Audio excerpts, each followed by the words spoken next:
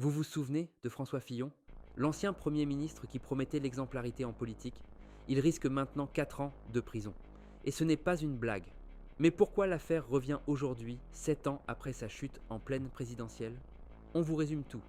Tout commence en 2017, quand le Canard enchaîné révèle que Pénélope Fillon, la femme de François Fillon, aurait été payée comme assistante parlementaire, sans preuve claire qu'elle ait réellement travaillé.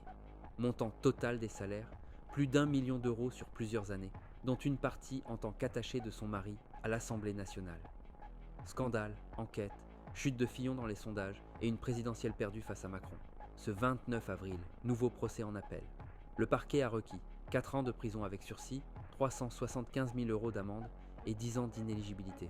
Autrement dit, Fillon est politiquement mort, définitivement. La défense, elle, continue de nier toute intention frauduleuse. Cette affaire, c'est pas juste une histoire ancienne, c'est un symbole. Celui d'une France qui ne supporte plus les passe-droits des élites. Et ça pose une vraie question. Est-ce qu'un ancien Premier ministre peut vraiment être jugé comme un citoyen lambda? Et vous? Vous pensez que Fillon doit être condamné lourdement ou qu'il paye déjà depuis 2017? Dites-le en commentaire. Et partagez si vous en avez marre des politiciens qui se croient au-dessus des lois.